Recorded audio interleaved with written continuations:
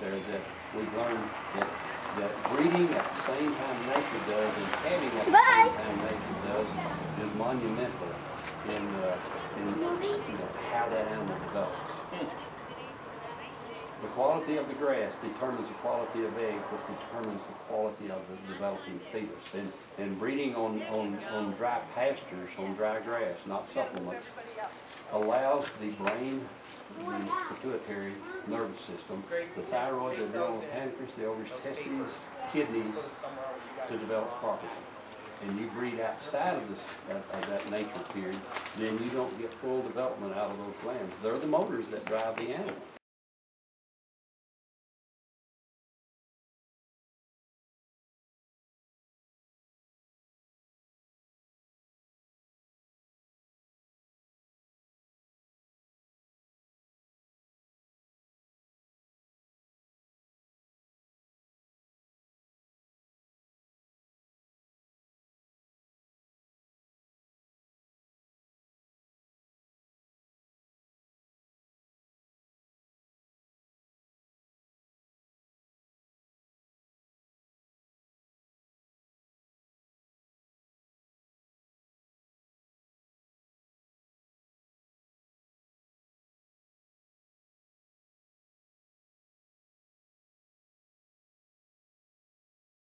Not after it's born, not after it's been out there grazing, but right then.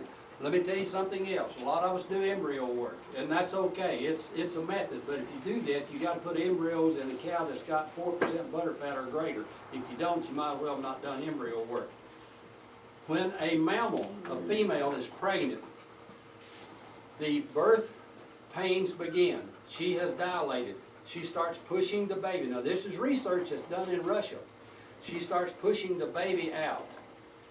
And right before the navel cord pulls in two, right before it severs, that baby sends mother a supply of stem cells with a pattern for the type and quality of the milk that baby has got to have for proper development.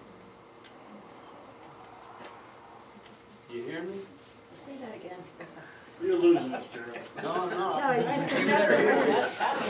you just please say it again. I mean, this is really Any mammal female that gives birth, she has dilated. She goes into labor. Right before the navel cord breaks, it's still intact. Blood is still being pumped through that to supply nutrition to the baby. Right before that breaks, the baby sends mother back through that blood supply a supply of stem cells with the pattern and the quality of milk that baby needs to develop properly. This is real important in what you've just asked.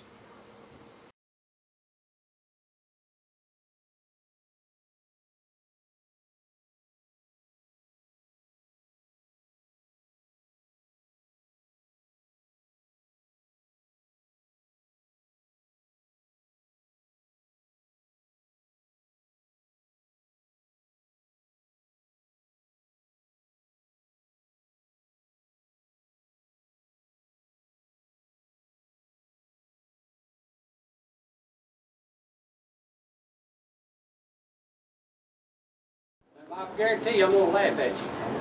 But that's the way we learn, and I'm doing that just to be friends with you. How many feel the same way? I thought the other heifers sucked on her, and by golly, they do. Well, I'm here to tell you something that most of you don't know, except there's 1 or 2 beef producers here. There's more blind quarters in beef cows than there is in dairy cows. Mike, have you ever had one of your calves after it got through sucking his mother run over and suck another calf? He hadn't either. He's shaking his head yes. He doesn't know what I mean. Mike had to drive too far. They don't suck each other.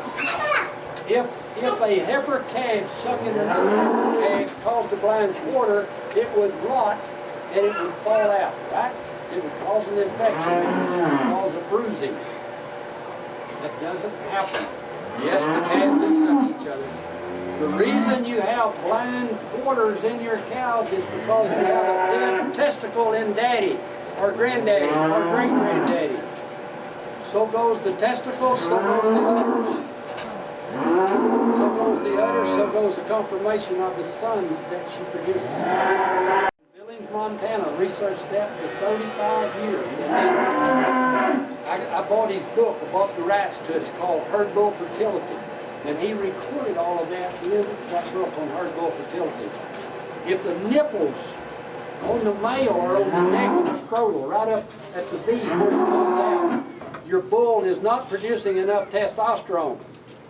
If those nipples are up on the flat part of the belly of that bull, he's producing enough testosterone early on in life, in the embryonic stage, to put those nipples where they're supposed to be.